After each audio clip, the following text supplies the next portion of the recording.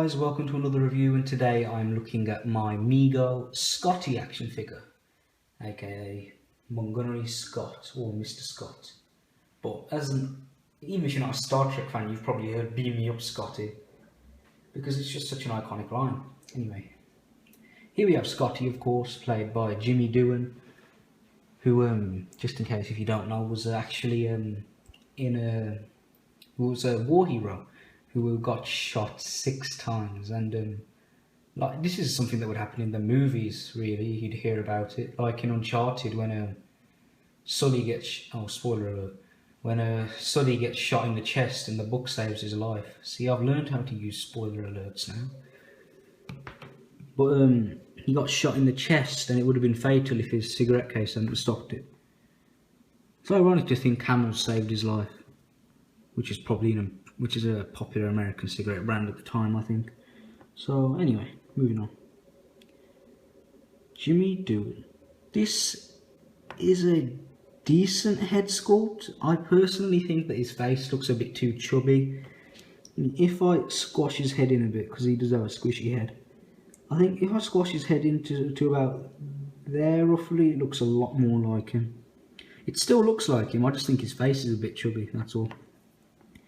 His lips are painted nicely, he's got his eyes and his eyebrows done nicely, and for some reason there's like just under his hairline, it's like I don't know what it is, but the camera's just about picking it up. It's nothing major, so I'm not overly fussed by that. He has brush strokes in his hair, as you can see there, it looks very nice. His red uniform, and I've found with quite a lot of my other Megos, if I just make him stand, I know I'll bring in Dr. McCoy. This isn't the best example because his tricorder's closing up the gap, but normally there'd be a pretty big gap here where the not registration, but where the copyright stuff would be about the dating and everything. But on Scotty's, it's, as you can see, the tricorder practically seals it up. But on Scotty's, it is shut pretty tight. I'm not sure why that is, and I'm not bothered by why that is either. It's a good thing.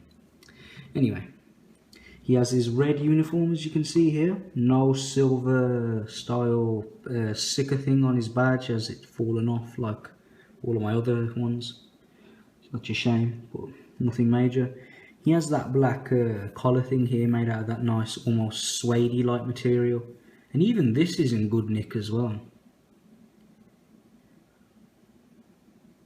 I mean, I know this isn't a actual reproduction one because it's not attached on the inside of his jumper, but I do have the Mego tag, it fell off. Basically, every one of my Megos, apart from Mr. Spock, the Klingon, and Uhura, they've all fallen off. So Scotty, Dr. McCoy, and Captain Kirk, I all have them in a plastic bag upstairs in my room, just so I don't lose them. And not that I'm planning on selling them either, but I just thought I'd keep them, just because it's nostalgic, I suppose. This is pretty cool. Really knocked him over there. He has his pretty basic trousers, which have the elastic there to hold them up, as you can see. These shoes, which I still think look very nice, they have a nice amount of detail in them, so they look nice there. They're of course connected to where the knee joint is, which is how the Type 1 and Type 2s were done, although the Type 2s were nicer in my opinion. Straightening them out. Here's oh, I didn't show his back either, hold on. His back, as you can see there, he's got a Mego Corporation 1974, and on the back of his neck, focus please, thank you, 1974 Paramount. So that's that. He has a phaser, as you can see here. Now this one I'm convinced may be an original and not a reproduction phaser, just because it's not in good condition. As you can see, there's a big like gash on the Type 1 phaser on top. He holds it pretty well, as you can see. Well for the time. That's cool. He's got a bit of thread coming loose there. I'll have to cut that off with like some nail cutters or something, because if I use scissors I find it doesn't leave a clean cut and it just keeps on unraveling. And I've heard people talk about using nail cutters for stuff like that anyway. Here's if I get it out, guys. Here's a communicator, pretty standard accessory. And this one, I don't know if it's new or not. I mean, it's not in amazing condition, but it doesn't look particularly old either. So I'm not bothered if it's a repro, but putting it in his hand, pretty basic. The belt also does come off, but I'm just not going to bother doing it because it's pretty pointless. You know how it hooks in with that arrow style thing there, so that's cool. And as far as his articulation goes, same as all Megos, you've got a swivel in the head, you've got arm movement which can go high up to about there, down there, and about higher up there.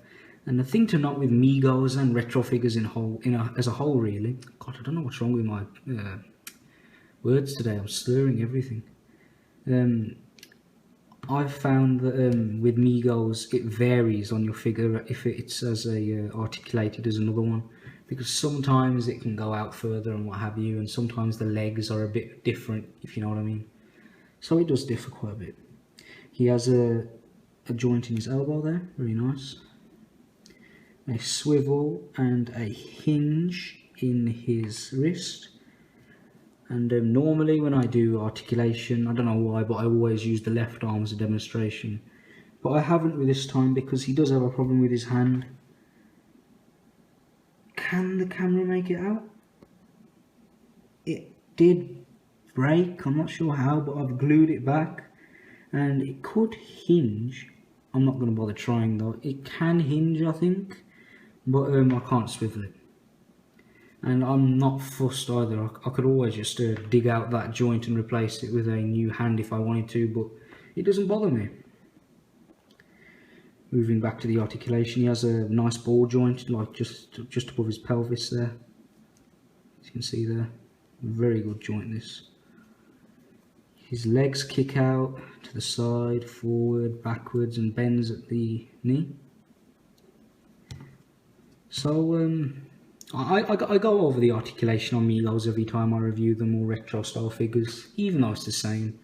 I just think you might have, if you haven't seen any of my other reviews or anybody else's review on these style of figures, then you know, I just think to myself I might as well go over it again. It'll only take like a minute out of the video. Nothing too catastrophic.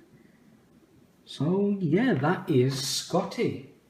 He didn't come with a tricorder, so all he has is a phaser and a communicator. He's one of the only 3 figures from the original 6 that actually have that. The only ones that came with a phaser and a communicator were, of course, Scotty, Captain Kirk, and the Klingon, who doesn't have a name, but I named mine Koroth. So yeah, Koroth has it as well. Then you got McCoy and Spock, they had those and a tricorder. And then you've got Uhura, wow, on the side, who only came with a tricorder. Just thought I'd mention it, just in case you didn't realise, or if you saw somebody selling a Mr. Scott with a tricorder, then you have a pretty good bargain, because you get an extra accessory in case you break any of your other tricorders, or if you need a tricorder to complete a figure. Anyway, that's my review on my Scotty figure. I hope you enjoyed it, guys. Take care.